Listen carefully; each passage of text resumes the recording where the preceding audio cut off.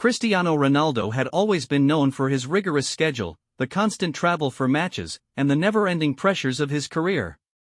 So, when he finally decided to take some time off, he was determined to make it a special family trip away from the distractions of the world. He had rented a cozy, remote cottage nestled deep in the mountains, far away from the bright lights of the cities and the bustling demands of football. It was supposed to be a peaceful retreat, one that allowed him to connect with his wife, children, and the simpler joys of life. He imagined days filled with hiking through the crisp mountain air, nights by the fire, and long conversations under the stars. A break from the whirlwind of professional football. As soon as they arrived, the sight of the cabin took Ronaldo's breath away. It was everything he had hoped for: rustic charm, a wood-burning stove, large windows with views of the peaks stretching endlessly into the sky. The children, including his eldest son, Cristiano Jr., were eager to explore the woods, while his fiancée, Georgina, was already taking photos of the surroundings, capturing every moment of this dream escape. But even the most picturesque settings have their challenges, and the first of these surfaced almost immediately. As Ronaldo unpacked his bags, he tried to connect to the Wi-Fi, expecting a steady signal like in any other vacation home. He was quickly met with frustration as the connection seemed spotty, with pages loading slowly and calls dropping repeatedly. He tried to mask his irritation, but it was clear to him that the Wi-Fi wasn't up to par.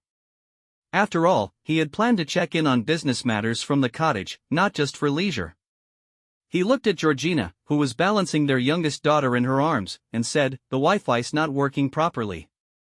"It's supposed to be included, right?" Georgina, who had been excited about the lack of distractions, replied lightly, "Maybe it's just a mountain thing. We'll be fine. It's not like we need the internet right now, right?" Ronaldo nodded, but the thought lingered in the back of his mind. After all, this was his only chance to get away, and everything had to go perfectly. He didn't want any inconvenience to spoil the trip. Over the next few hours, the Wi-Fi situation didn't improve. Worse still, the cottage's lighting started acting up. At first, it was just one bulb flickering, but soon the whole house seemed to be covered in a dim glow that made the surroundings feel even more isolated. As night fell and the kids began to settle in for bed, the lighting grew increasingly erratic. Ronaldo went to check the circuit breaker, but the flickering persisted. As frustration began to build, Georgina and the kids were already starting to feel the tension in the air. "Maybe the cabin is too old for all this technology," she said, trying to keep the peace, but her tone was more defensive than calming. Ronaldo's patience was wearing thin. He was used to solving problems quickly, whether it was on the football field or in his personal life. This, however, was out of his control. He paced back and forth, trying to figure out what was wrong with the lights and how to fix the Wi-Fi. His mind couldn't stop racing. His carefully planned break had started slipping away. "Why did we even come here if we can't even do the simplest things?" Ronaldo muttered under his breath. Cristiano Jr., sensing his father's frustration, came to him quietly, looking up at him with a furrowed brow. "Dad, I'm sure it's just a small thing. Let's just try to enjoy it." Ronaldo smiled weakly at his son, touched by the boy's attempt to ease the tension. But in the back of his mind, a sense of unease lingered. He turned to Georgina and said, "I'm going to call the rental company. This is unacceptable. We need to at least get a working Wi-Fi signal and proper lighting." Georgina tried to intervene, knowing how much he hated dealing with problems when they seemed trivial. "Let's just give it a bit of time, okay? It's a mountain retreat, not a hotel. Maybe the systems are old." But Ronaldo was already dialing the number on his phone, determination set on his face. When the company answered, he explained the situation. The voice on the other end was apologetic but offered little in the way of solutions. "Mr. Ronaldo, I'm so sorry about the inconvenience. The Wi-Fi provider in that area is quite limited, and the power issues might be due to the storm we had earlier in the week. We can offer you a partial refund, of course. We truly want to make it right." A refund wasn't what Ronaldo had in mind. He wanted his perfect vacation back, not compensation. He rubbed his temples in frustration. "I didn't come all this way to sit in the dark with bad Wi-Fi," he said, his voice firm. "I'm disappointed. The representative apologized again and promised to send someone to check the wiring in the morning.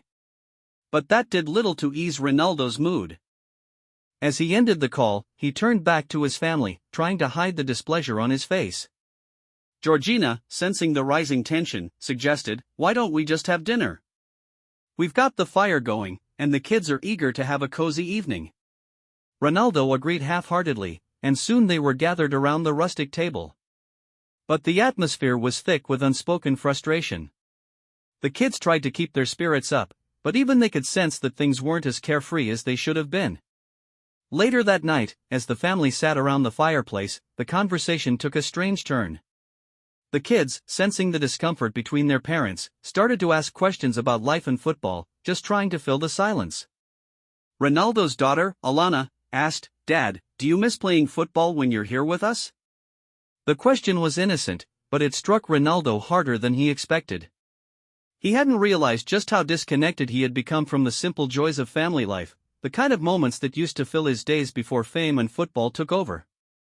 This was supposed to be a break from everything, but he felt the weight of the world on his shoulders. Georgina, noticing her partner's distant gaze, nudged him gently, breaking his thoughts. "Let's just take it one day at a time," she said softly. "The Wi-Fi can wait. And we'll sort out the lights tomorrow. But tonight, we're here, together." The children continued with their stories, tales of school and dreams for the future, each voice a reminder of how quickly time was passing. And as the fire crackled and the cabin slowly quieted down, Ronaldo found himself thinking that perhaps this was what he had needed all along. Despite the problems, despite the frustrations, there was something calming about the family's presence. This was their time, their moment, imperfections and all. He leaned back, allowing the warmth of the fire to melt away the tension. The road ahead might be uncertain, but for now, this was enough. The difficulties, however small, were beginning to feel like they might not be so bad after all. And little did Ronaldo know, those hardships would bring his family closer than they had ever been in a long time. The morning came, cold and crisp, with sunlight filtering through the trees and casting long shadows across the cottage's wooden floors. Ronaldo woke up early, as usual, but this time, the early morning routine felt different. The stress of the previous day's struggles with Wi-Fi and lighting had yet to fade completely, but the peace of the mountain air was starting to work its magic. The tension in the house felt quieter, less heavy. Georgina was the first to rise after him, taking the opportunity to prepare a simple breakfast while the kids were still asleep. Ronaldo joined her in the kitchen, their only company the sound of birds chirping outside. He looked at her as she worked, smiling softly. "I'm sorry for snapping last night," he said, his voice quiet. I wanted everything to be perfect. I haven't had a chance to unwind in a long time, and I felt like the whole trip was slipping away." Georgina paused, glancing up at him with a tender expression. "Cristiano, you don't have to apologize. I know how much you value your family time. It's just that, sometimes, things don't go according to plan. And that's okay." Ronaldo exhaled, rubbing the back of his neck. "I don't know why it bothers me so much. Maybe I've been focused too much on the little things that I forgot what matters." Georgina smiled, stepping closer to him. "We're here together, that's what matters. Let's just enjoy this. Everything else will work itself out." Before long, the kids began to stir, and the house came alive with the sounds of their laughter and energy. Despite everything, there was a sense of comfort in the chaos. Ronaldo found himself laughing along with his children, their energy infectious. He watched Cristiano Jr. trying to help his little sister, Alana, with her breakfast, his eyes filled with pride. These moments, however small, were exactly what he had been craving. Once breakfast was over, the family went outside to explore. The mountain landscape was breathtaking, with towering trees, snow-capped peaks in the distance, and the faintest smell of pine in the air. Ronaldo, still feeling the effects of the prior evening's stress, tried to focus on the beauty of the environment. "Come on, Dad. Let's go hiking," Cristiano Jr. called, already halfway up the trail. Ronaldo couldn't resist the urge to follow his son, and soon the whole family was on a winding path through the trees, laughing as they explored the untouched wilderness around them. As they walked, the Wi-Fi troubles and flickering lights felt like distant memories.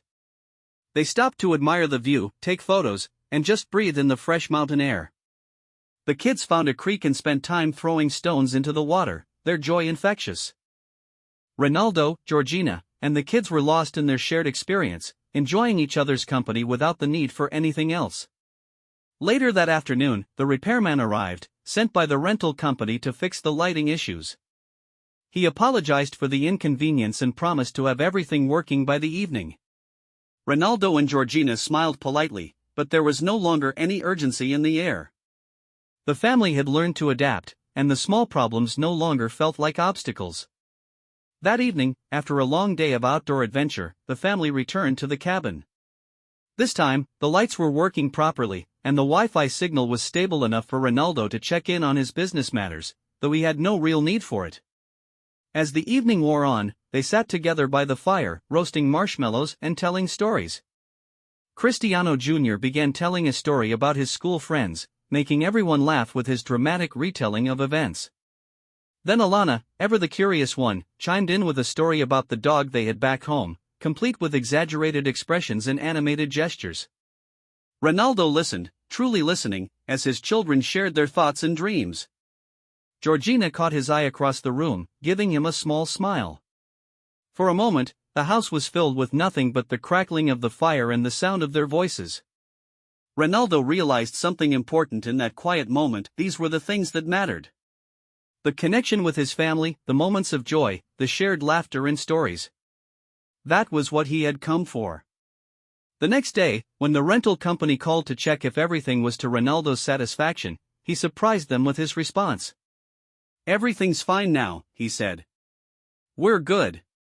Thanks for sending someone out, but really, I'm just grateful to be here with my family." The voice on the other end of the line was surprised, unsure of how to respond. "Are you sure, Mr. Ronaldo? We can still offer compensation for the issues you faced." Ronaldo paused for a moment before answering, his voice calm and genuine. "No, thank you. You've done enough. But I want you to know that the trip, despite the challenges, has been one of the best times I've had in a long while. Sometimes, hardships bring people closer together. And I think my family and I needed this more than I realized." There was a long pause on the line before the representative finally spoke. "I'm glad to hear that, Mr. Ronaldo. We truly appreciate your understanding." As Ronaldo hung up the phone, he felt a sense of contentment settle over him. He hadn't expected the trip to be flawless. In fact, he'd realized that the imperfections were what made the experience special. The Wi-Fi problems, the flickering lights, they had become a small part of a larger picture. The real magic of the trip had been in the way the family had come together, supporting one another without the distractions of their usual fast-paced lives. The days that followed were filled with more hikes, more laughter, and more quiet moments by the fire. Even the little challenges that came up, like when Cristiano Jr. twisted his ankle slightly while exploring, brought the family closer. Ronaldo found himself more connected to them than he had been in years. The bond they shared was stronger than any Wi-Fi signal or flickering light. By the time they were ready to leave the cottage, Ronaldo felt a deep sense of gratitude. This trip had been exactly what he needed, even if it hadn't been perfect. The difficulties they had faced, rather than breaking them apart, had united them in ways that nothing else could have. As they drove away from the cottage, with the mountains fading into the distance behind them, Ronaldo looked at his family and smiled. He had come seeking a break from his world, but he had found something even more precious, the kind of connection that no amount of fame or fortune could buy. And in that moment, he knew that it wasn't the flawless vacation that mattered, but the time spent with the people he loved. The hardships had been the bridge that brought them all closer. It had been a reminder that, sometimes, the greatest treasures aren't the ones we plan for, they're the ones that arrive unexpectedly, through the simple moments shared with the ones we hold most dear. Thank you very much, see you in the next video.